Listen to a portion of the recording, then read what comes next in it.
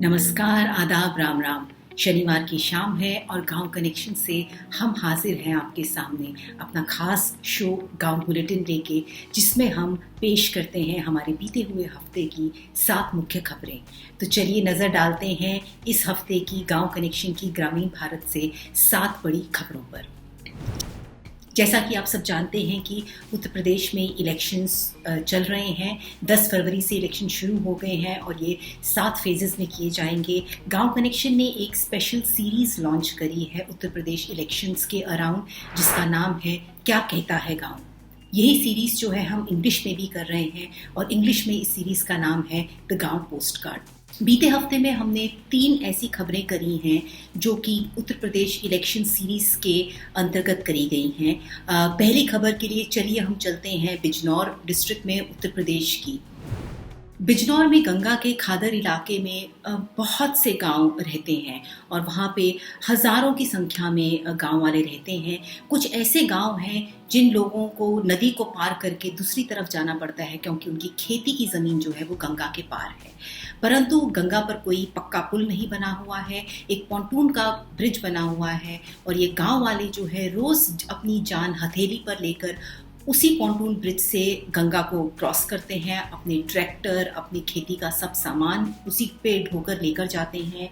27 अगस्त 2018 को वहाँ पर एक बहुत बड़ी गंगा में हादसा भी हो गया था, जब एक नाव जो है डूब गई थी जिसमें करीब 10 लोगों की मौत हो गई।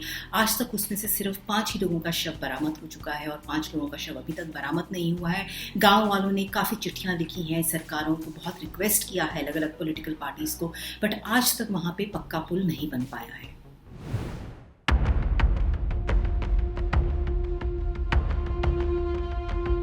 40-50 गांव हैं। इन लोगों की सबसे बड़ी एक ही समस्या है, वो है गंगा जी।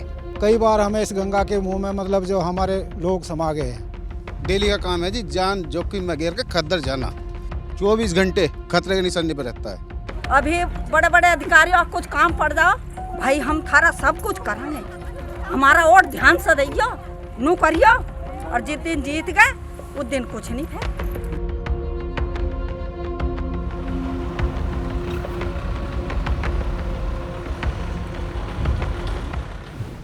क्या कहता है गांव और द गांव पोस्टकार्ड के अंतर्गत हमारी जो दूसरी स्टोरी गांव बुलेटिन की इस हफ्ते की है वो उत्तर प्रदेश के मिर्ज़ापुर ज़िले से है। मिर्ज़ापुर और भदोही ज़िले के बॉर्डर पर एक गांव है जिसका नाम है जगपट्टी। ये गांव जो है पड़ता तो मिर्ज़ापुर में है, पर भदोही से एक गंदा नाला आता है जो भदोही की कारपेट इंडस्ट्री से निकले हुए कचरे को, निकले हुए एफ्लुएंट को लेकर आता है और जगपट्टी गांव की जो ज़मीन है उस पर पूरी तरह उसको फैला देता है। इस गंदे पानी से, इस पोल्यूटेड एफ्लुएंट से पिछले 10 साल से गांव वालों का कहना है कि उनकी जो ज़मीन थी, जो बहुत ही उपजाऊ ज़मीन थी, वो पूरी बंजर हो चुकी है। गांव वाले पिछले 10 साल से उसमें खेती नहीं कर पा रहे हैं। जो भी वो लोग खेती करते हैं, ये इस पोल्यूटेड गंदे पानी से उनकी खेती पूरी की पूरी तरह से नुकसान हो जाती है। तो हमारे गाँव बुलेटिन की ये दूसरी खबर है।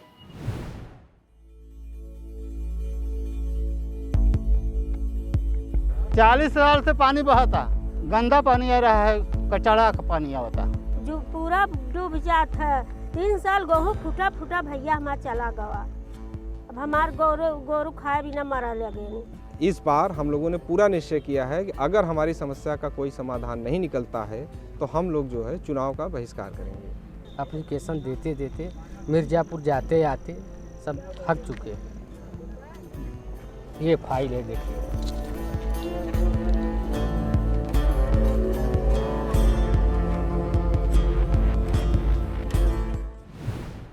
गांव बुलेटिन की हमारी तीसरी खबर भी जो है उत्तर प्रदेश इलेक्शंस के ही अराउंड है, जो क्या कहता है गांव और द गांव पोस्टकार्ड सीरीज के अंतर्गत करी गई है। वेस्टर्न उत्तर प्रदेश जो है शुगर केन बेल्ट माना जाता है। वहाँ पे ज़्यादातर जो किसान हैं वो गन्ने की खेती करते हैं, उनके पास बड़ी बड़ी ज़मीनें हैं। हमने गन्ना किसानों से बात करी वेस्टर्न उत्तर प्रदेश में और ये जानना चाहा कि क्या उनकी समस्याएं हैं, क्या वो खुश हैं इस समय जो गन्ने का मूल उनको मिल पा रहा है, उनका जो गन्ने की फसल है वो शुगर फैक्ट्रीज समय पे उठा पा रही हैं या किस तरह की तकलीफ़ें उनको हो रही हैं, और इलेक्शंस में उनका किस पॉलिटिकल पार्टी की तरफ में लीनिंग है।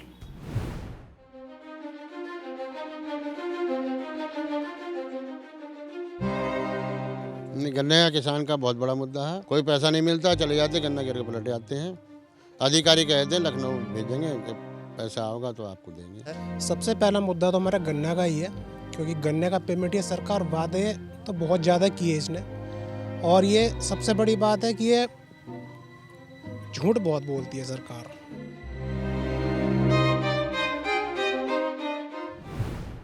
गांव बुलेटिन की 5वीं खबर जो है वो गांव कनेक्शन की एक सोशल कैंपेन पे है। गांव कनेक्शन ने WHO CRO के साथ मिलकर एक सोशल कैंपेन लॉन्च किया है जिसका नाम है मेरी प्यारी जिंदगी। इस कैंपेन के अंतर्गत हमारी कोशिश है कि हम नौजवानों को बताएं कि शराब के क्या दुष्परिणाम हो सकते हैं, और अगर वो शराब की लत में घुसे हुए हैं तो किस तरह से उससे निकला जा सकता है। और ऐसे लोगों की ऑडियो वीडियो स्टोरीज हम लोग मेरी प्यारी ज़िंदगी के अंतर्गत कर रहे हैं, जिसमें हम बता रहे हैं कि शराब से लड़ना मुमकिन है। इस हफ्ते हम लोगों ने मेरी प्यारी ज़िंदगी के अंतर्गत एक ऑडियो स्टोरी रिलीज़ किया है जिसका नाम है कार्डबोर्ड का किला। ये स्टोरी है एक भाई समीर और उसकी बहन की। तो आइए जानते हैं कि क्या ये स्टोरी है समीर की, जो कि शराब की लत में बुरी तरह से डूबा हुआ था, और क्या उसकी बहन उसको शराब से छुटकारा दिला पाई। मेरे लिए अपने लाडले भाई को पहचानना मुश्किल हो रहा था। मैं उसके सामने जाकर खड़ी हो गई। एक पल को उसके होश उड़ गए। वो मुझसे नजरें चुराने लगा। घर चल समीर, मैंने सख्ती से कहा। दीदी तुम यहाँ? वो आगे बोल ही नहीं पाया। उसकी आंखों से आंसू लुढ़कते रहे। अगली सुबह जब उसका नशा उतरा तो मुझसे बहुत नाराज था। तुम वहां क्यों आई थी दीदी, वो भी इस हालत में? तुम नहीं जानती कि वो जगह? तुम तो जानते हो ना, फिर क्यों जाते हो? मैंने उसके माथे पर हाथ फेरते हुए कहा। दीदी मैंने बहुत कोशिश की छोड़ने की, पर मैं हारता जा रहा हूं, छोड़ नहीं पा रहा हूं। गांव बुलेटिन की 5वीं खबर के लिए चलिए हम चलते हैं पन्ना डिस्ट्रिक्ट मध्य प्रदेश में, जहां के आदिवासी गांव खंदिया में एक शिक्षक हैं जो हाल ही में रिटायर हुए हैं, और इन शिक्षक की कहानी बहुत बहुत ही इंस्पिरेशनल है। विजय कुमार चौरसिया जी जो हैं करीब 38 इयर्स एक प्राइमरी स्कूल में, सरकारी स्कूल में पढ़ा के अभी रिटायर हुए हैं, और उन्होंने अपनी पूरे जीवन की जो भी पूंजी है करीब 40 लाख की, वो पूरी की पूरी पूंजी उन्होंने डोनेट कर दी है गरीब लोगों की पढ़ाई के लिए। ये बहुत ही महत्वपूर्ण इसीलिए भी है क्योंकि विजय जी जो हैं उन्होंने अपने आजीवन में, जब वो छोटे थे, उन्होंने पढ़ाई के लिए बहुत बहुत दिक्कतें सही हैं।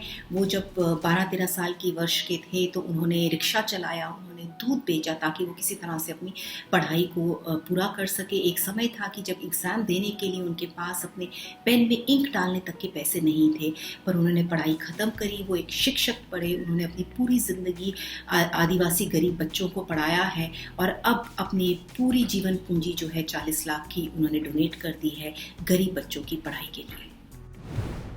गांव बुलेटिन की 6ठी खबर जो है उसके लिए चलिए हम चलते हैं महाराष्ट्र के मराठवाड़ा में।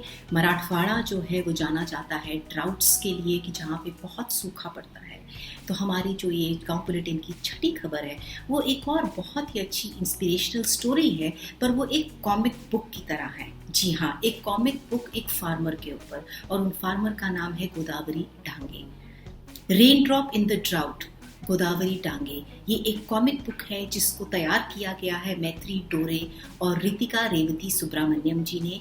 उन्होंने अपनी इलस्ट्रेशंस, बहुत ही खूबसूरत इलस्ट्रेशंस के थ्रू कहानी बताई है एक फार्मर की, एक किसान की, जिनका नाम है गोदावरी डांगे, जिन्होंने किस तरह उस्मानाबाद ज़िले में, जो कि मराठवाड़ा में है, ड्राउट्स को झेलते हुए एक नया तरह का फार्मिंग मॉडल बनाया। 1 एकड़ की ज़मीन पे उन्होंने खेती करी, और किस तरह से गोदावरी डांगे का जो ये मॉडल है 1 एकड़ खेती का, इसको आज जो है मराठवाड़ा में करीब 60,000 महिला किसान हैं जो इसको अपना रही हैं, इसको इम्प्लीमेंट कर रही हैं, और अपने परिवार को जो है अच्छे से भरण पोषण कर पा रही हैं, पौष्टिक खाना दिला पा रही हैं, और किस तरह से वो सूखे से भी जूझ रही है। तो हमारी 6ठी कहानी जो है वो एक कॉमिक बुक की है, जो है हमारे फार्मर गोदावरी डांगे के ऊपर।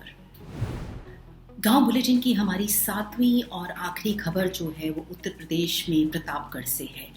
जैसा कि आप सब जानते हैं, गांव कनेक्शन पिछले 10 साल से ग्रामीण भारत की आवाज़ को बुलंद कर रहा है। हमारी पूरी कोशिश यही रहती है कि ग्रामीण भारत में जो लोग रहते हैं, जो आर्टिस्ट रहते हैं, जो आर्टिसंस रहते हैं, जो क्राफ्ट पर्सन रहते हैं, उन लोगों को हम आप सबके सामने रखें ताकि उनको इज्जत मिल सके, ताकि उनके काम को आप सब लोग देख सकें। इसमें हम लोग जो हैं कुछ क्रिएटर्स की जो स्टोरीज़ हैं गांव कनेक्शन में, उनको हम स्लो बाज़ार के साथ जुड़कर जो है डॉक्यूमेंट कर रहे हैं। इस हफ्ते हमने एक स्टोरी करी है एक ऐसे बिजनेसमैन की, आमला बिजनेसमैन की प्रतापगढ़ से, जो कि आज से 30 साल पहले एक छोटी सी स्टेशनरी की दुकान चलाते थे। पर 30 साल पहले जब चंद्र प्रकाश शुक्ला जी जो हैं वो इलाहाबाद की तरफ प्रयागराज गए, तो रास्ते में उन्होंने जर्नी में एक प्रोफेसर से मिले जो कि इलाहाबाद यूनिवर्सिटी के थे, उन्होंने बात बात में उनको आंवले के बारे में बताया। और प्रतापगढ़ में जो है आंवला बहुत ज़्यादा होता है।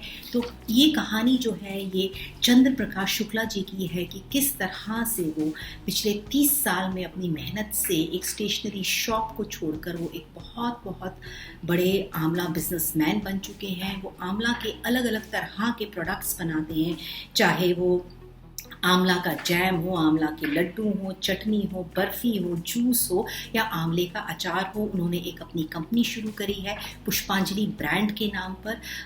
इसके जो आंवला के जो प्रोडक्ट्स हैं, आप स्लो बाज़ार की जो वेबसाइट है www.slowbazaar.com, उस पर आप जाके खरीद सकते हैं। चंद्र प्रकाश शुक्ला जी के आंवला प्रोडक्ट्स आपको वहाँ मिलेंगे। ये हमारे इस हफ्ते के क्रिएटर्स हैं। इसके अलावा स्लो बाज़ार पे आप और भी ग्रामीण भारत से जो आर्टिस्ट्स और क्रिएटर्स हैं उनके प्रोडक्ट्स को, जो कि प्योर हैं और ऑर्गेनिक हैं, उनको आप खरीद सकते हैं।